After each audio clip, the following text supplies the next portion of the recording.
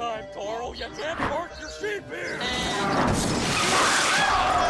Thank you for calling Mid Productions. How can I help you? Wait, why am I answering like this? We just make TV shows. I was watching like the Mario show, you know, the show with the Mario and like crusty and old and stupid and totally not like totally radical and bodacious and I don't know, fix it. Okay, bye. Bye-bye, toy.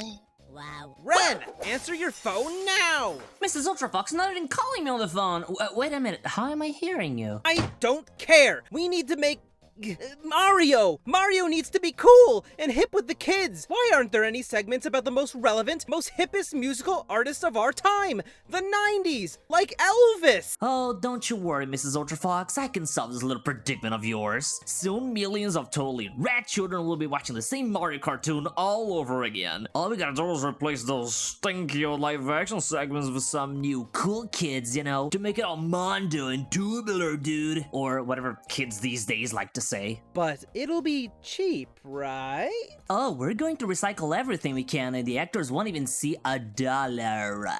Believe it or not, Mario wasn't always just the bing bing wahoo funny jumping man from the famous Mario series of video games. He used to be the bing bing wahoo funny jumping man from cartoons as well. Mama?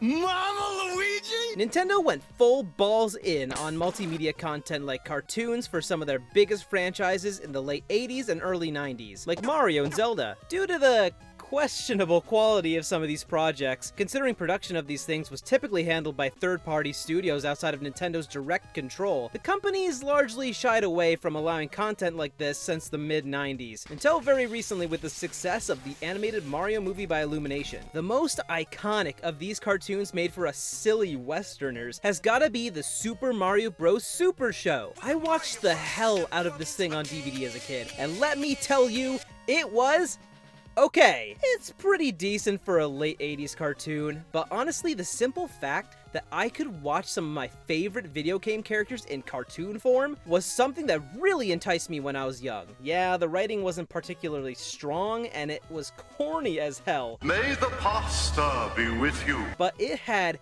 charm, and lots of it. Charm can do a lot of heavy lifting for outdated medias. But what made this show truly special was the live-action segments featuring Captain Lou Albano as Mario and Danny Wells as Luigi, who both played each brother in these segments and in the cartoon, which was a nice touch. It made the cartoon and live-action segments feel connected in a really fun way. That was pretty unique. When I was a dumb idiot dumb child, I always wanted to skip these segments to get to the cartoon. But now I know that the live-action parts were clearly the best part. A little piece of spaghetti on your overalls. Despite the tiny budget and simple scenarios with the Mario Brothers interacting with other silly characters like Inspector Gadget, Brown brick. these guys were who the Mario Bros were to a lot of kids back in the day. Well, for some godforsaken reason, producers of the series Dick Entertainment decided that instead of re-airing the show via reruns the next year in 1990 like a normal person, that it would be a great idea to retool the original series by replacing those iconic live-action segments with brand new ones under a sick new name, Club Mario. Club Mario! The Dick executives took poor Captain Lou and Danny out back and gave them a polite handshake before telling them to fuck off because there are two totes relatable and righteous new kids in town. Those old fogies were so out. Our excellent new hosts, Tommy Treehugger and co-MC were totes in, my dudes. If you're familiar with the Super Show and have never heard of Club Mario in your life, well, I'm not surprised at all because Dick doesn't want you to remember this thing either. While the original version of the series is available on DVD and streaming, good fucking luck finding Club Mario, as the show is considered to be partially lost media. Only one episode featuring Club Mario segments is randomly available on Tubi. Probably on accident if we're being real. And about half of the episodes produced can be found on YouTube and Internet Archive. So, why is it that Dick Entertainment doesn't care about the show enough to make it available in any way? And why doesn't anybody who was alive at the time seem to remember that it even ever happened? What even is Club Mario? Just so you know, it's not the club from the credits at the end credits of the games. It's not that one. I forget what it's called off the top of my head, but it's also like a Club Mario. It's not that one. Club Mario has to be one of the most beautifully, transparent, and cynically made attempts by boomers to market something as simple and pure as Mario as something that's super cool and hip with the youth. It feels like they seriously had a checklist going to make sure that the live action segments were as relatable to any kid at the time watching as possible. When you think of Mario, does he bring to mind related topics such as surfing, old black and white movies, Elvis? Mario. Dinosaurs? Okay, that one kind of works, but the show came out before Yoshi existed, so they got fucking lucky. This time, rather than two actors portraying Mario and Luigi, we have two completely random tubular dudes, Tommy Treehugger and Co-MC. These two doofuses honestly don't have the same defining traits as the Mario Bros did, more so acting as generic, hodacious himbos that impressionable viewers could latch onto. Alright, welcome to Club Mario, dudes. I'm Tommy Treehugger, peace, love, recycle. I'm Co-MC. What's that mean? Their only real defining traits I could recognize when watching this thing are pretty surface level, like Tommy's Captain Planet-ass love for anything involving protecting the environment and green living.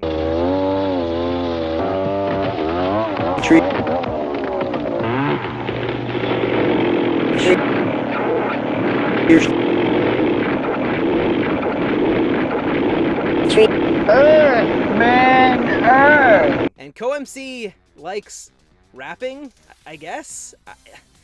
I guess, I mean, you can kind of fucking tell from their last names what their personalities are. But they do have some cool catchphrases that they cycle through. I'm Tommy Treehugger saying peace, love, recycle. I'm Co-MC saying stay black and remember it's in the mix. Despite being complete corporate cynical nonsense, Club Mario does have its own bizarre charm. The show was so obviously largely improvised. At times it has the same feel as one of those really weird public access shows that you can find recordings of on YouTube. Mistakes are constantly kept in too. I don't know if it was to cut costs or studio time or an intentional artistic decision, but it led to Tommy calling Ganon Gonad, which is one of the greatest things ever. Hey, check it out in Zelda today.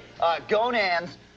Ganon. If you think modern day Brainrot content for kids is bad, I'd like to show you some proof that it really wasn't any better back then either. When the duo wasn't mindlessly skadoodling around while the world's most dead inside guitarist shreds in the background, they'll start what they call satellite surfing, which features a bunch of garbled randomness that's edited like a YouTube poop, minus the jokes, so it ends up being unintentionally hilarious as you'll find yourself laughing your ass off out of pure confusion. 90s viewers loved, helicopter, surfing, random clips of old movies, random clips of new movies, this really scary guy, Jesus fucking Christ, man getting coomed on by Mother Nature herself,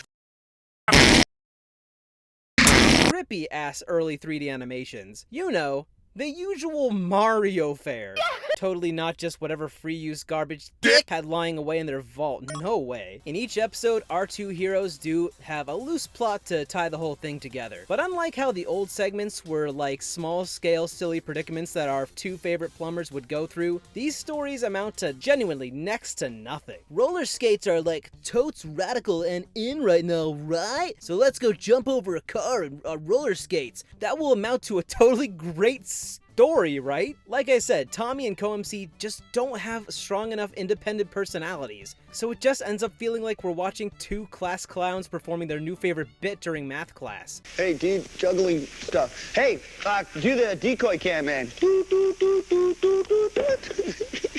This show features a few awesome recurring segments, like Are You Bogus?, where Tommy and sometimes Co-MC interrogate these poor actors dressed up as famous people and characters, like the popular 90s pop artist Elvis. Tommy has a short interview with these guys before somehow determining that they're not the real deal, and after that he tells them to take a leap off their iconic rooftop set. I never thought I'd hear myself saying these words. Aaron, Elvis Presley, you're gonna have to leave. It's been enough. It's okay, man.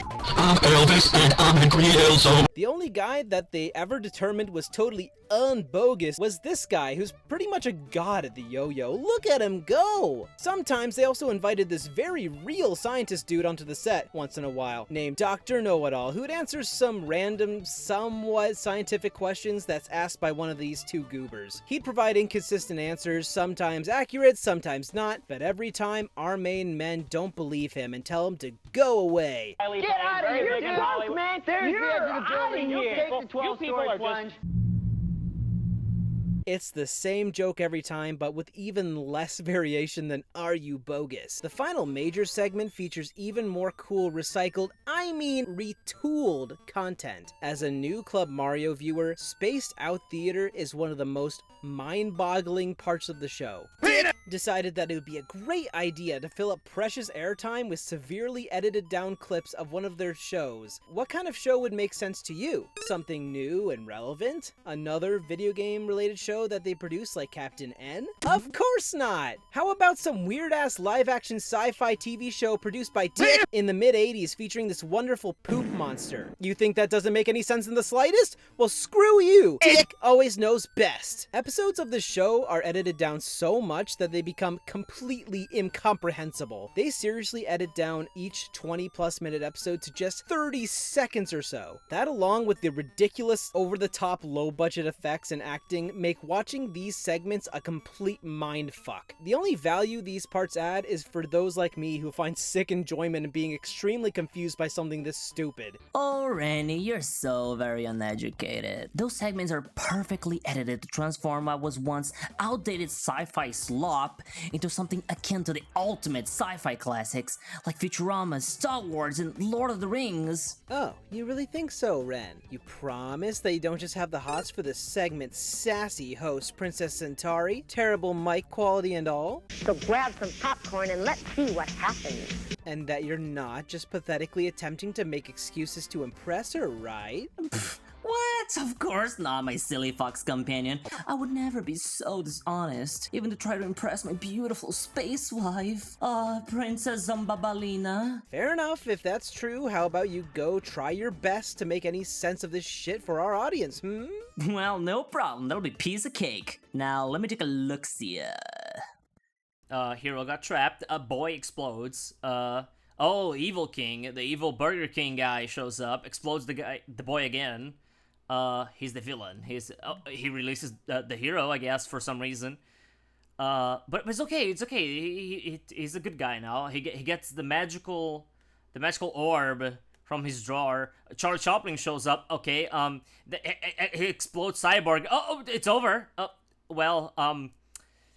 Okay. I mean, sure, the next episode will make more sense. That was just a fluke. All right, here we go. Next episode. A man gets vored by T-Rex. Okay, nothing unusual there. Gets Spurl inside T-Rex. Gets unvored. But it's fine. It's epic. He needed the orb to fight the bad guys, probably. Here we go. Epic battle. Monster. Monster evaporates, and everything gets colorful. T-Rex thanks the heroes. Seems pretty simple and easy to follow to me. I hope that clears things up. Right. You just want to bang the princess, dude. Now me and Princess Atari. Centauri. Right. Princess Babalu and I have a perfectly healthy, normal relationship. We love each other very much. But alas, I must leave now. My home planet needs me. Say goodbye to Ranny, Princess Nintendo. Bye, Ranny! Now, you might have a very important question about this show, Club Mario, the show that's supposed to be about Mario. Where the fuck is Mario? Good freaking question, because the producers were too obsessed with segments about asparagus. A wide variety of asparagus. Asparagus. Wow. And Tommy receiving backshots to put any Mario in the Mario show at all. Aside from the goofy-ass 80s Mario plushie that they play around with occasionally, one of the only times they ever reference anything Mario at all is when Tommy reads off the synopsis for the upcoming Super Show cartoon. For some reason, he'd only bother to try and memorize these things 5 minutes before shooting, so he'd constantly manage to forget what the episode was even about and misspeak. It got so bad that they decided to just let him read the synopsis during filming on a clipboard, and he still manages to fuck it up constantly. And it's when the Super Mario Brothers are getting chased through space by space. What a legend. Not counting the episode synopses, if I had to guesstimate, they only actually reference the Mario Bros in any way fewer times that I could count on a single hand, at least in the episodes that are available to watch anyway. Mario obsessed teens my ass. These guys know less about Mario than my grandma does. They never even reference video games, not even once. They couldn't even make these guys gamers, which seems like such an obvious missed opportunity. Anytime they do manage to reference Mario in any direct way is like a jump scare, like it's only by complete coincidence. In today's show, our lives mirror the lives of the Super Mario Brothers. We're a forward-thinking bunch. They wanted kids to know about some seriously bogus social issues like deforestation, sexism, I guess. We have official Babe Day, okay? I have the official Babe of the Year. Oh, no way, man. My babe's way baber than your babe, bud. Get out of town. Let's see my babe, dude. Your eyes are gonna drop out of your head. Oh, yeah? Yeah. Well, bring on the babes, then.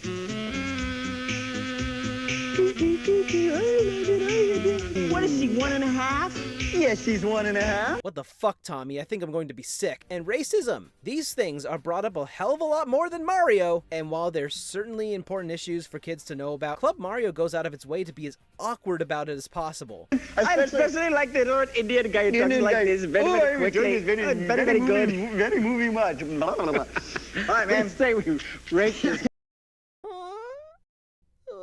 I'm black man, able to leap from rooftop to rooftop in a single bound.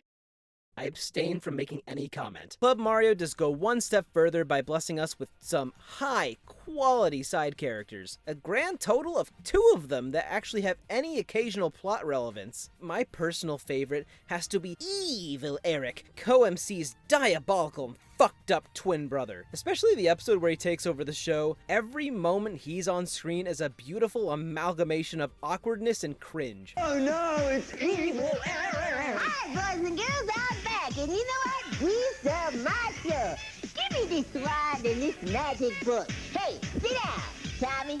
Sit down and shut up. Just like the other characters, he isn't like ever actually funny, but the actor had to get in shorts, have his voice pitched up, and act like a silly little gremlin man, and I just can't help but appreciate it. On my show.